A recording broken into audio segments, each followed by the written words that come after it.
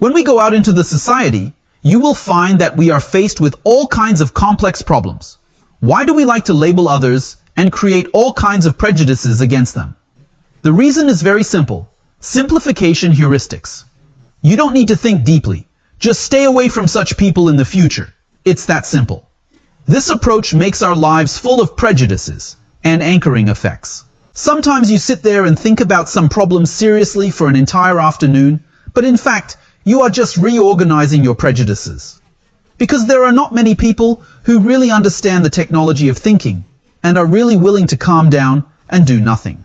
Even fewer people can think well. At the same time, we must make a clear distinction. Thinking is not reasoning. You say I can do solid geometry problems, so how can I not think? If you can do solid geometry problems, you can reason about a case like Sherlock Holmes. That process is not thinking, it is just logical. Thinking through and understanding the logical sequence is called reasoning. Reasoning is part of thinking and a tool for thinking, but it cannot represent thinking. So, what does the so-called thinking method, this agile thinking, include? The core is two things. The first is called metacognition, and the second is called counterintuitive thinking. What is metacognition? It is a person's cognition of his own cognitive process. I accept what you said. Why did I accept what you said? How did I accept what you said? Is my process of accepting what you said scientific? Have I ever reflected on the logic behind my belief in what you said? This kind of thinking about the thinking process is called metacognition. We cannot rely on intuition, and we must learn to challenge complex decisions and not simply make a judgment. A complex issue can be opposed or supported.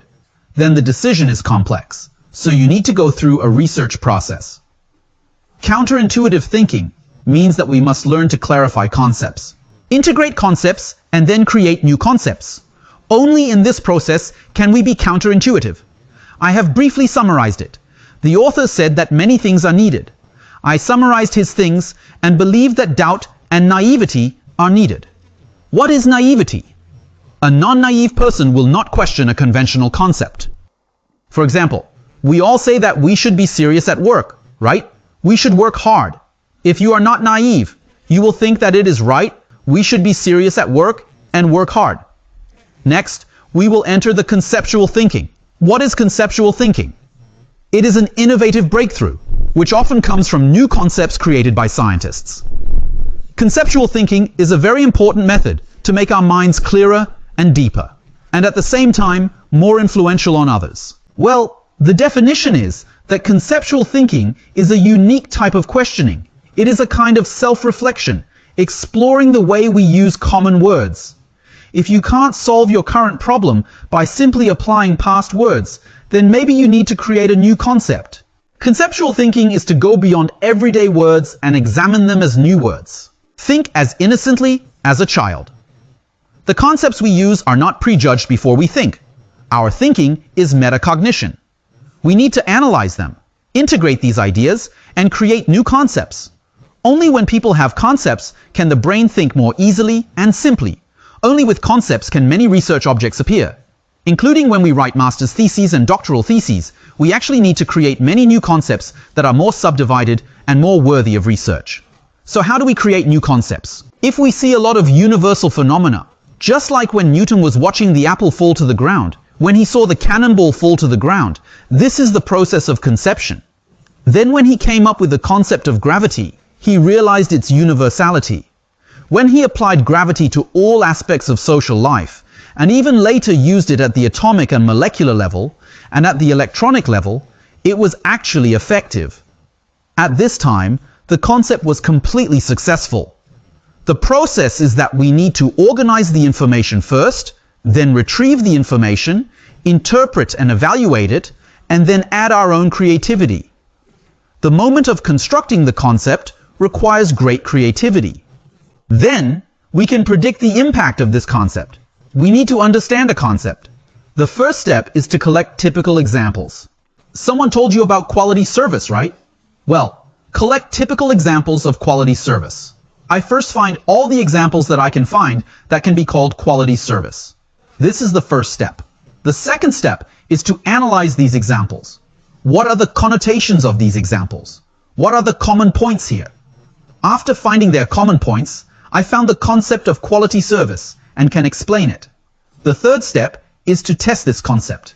When you summarize it and say that the prerequisite for quality service is to make customers feel comfortable and let customers accept the service naturally and easily without disturbing them, then it may not be the kind of thing that I have to smile at you for a long time. I have to show a certain number of teeth. Then that's a completely different definition, right? So when you understand a concept clearly, you need to test whether your understanding is correct. Can it be repeatedly verified at different levels? So how do we integrate concepts and ideas? There are 4 different types. The first is called creating new concepts, and the second is called revising the idea model.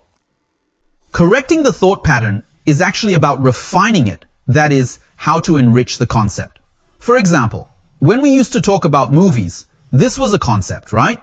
But as the categories of movies became more and more diverse, some people began to say that this type of movie is called a road movie, and this type of movie is called a women's movie. This is a further refinement and optimization, which is to correct the idea model. This is the second integration method. The third is to collect ideas based on existing concepts. For example, someone is doing historical research. In historical research, most people like to study great men, such as Robespierre, Rousseau, Napoleon, and so on. But if you find that others have studied them, and these great men have been studied by everyone, you don't have any new topics to cut in. At this time, can you observe carefully? What happened in the history of these people? You will find that a force that is often overlooked is the masses. In the process of interacting with these great men, the masses often played a very important role. So someone created a new concept called the masses in history. Specializing in the study of the masses in history has become a subject of history. This method is called collecting ideas based on existing concepts to find a new breakthrough. The fourth is to integrate 2 or more concepts.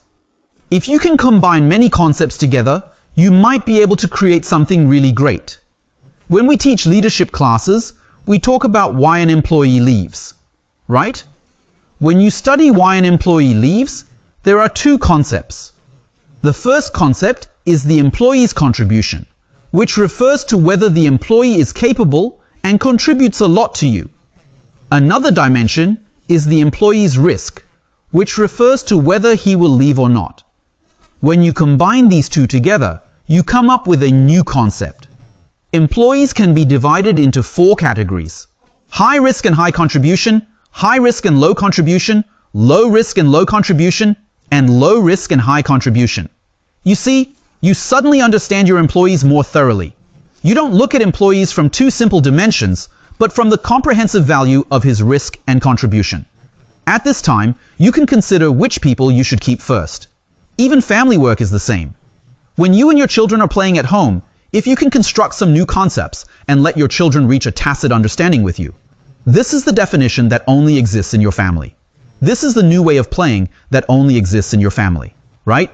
It will also make your children feel that it is very fun to be with you. Very interesting. So conceptual thinking is the first step to becoming smart. When we can learn to make rational decisions, it means that we have begun to learn to think independently. This book we are talking about, including what we said about I will think independently, and the goals of thinking and position are the same, all of which are to teach us to learn critical thinking, to learn the ability to think independently, not to follow the crowd, not to follow inertia, and the impulse in your brain to make decisions, and to express your own opinions.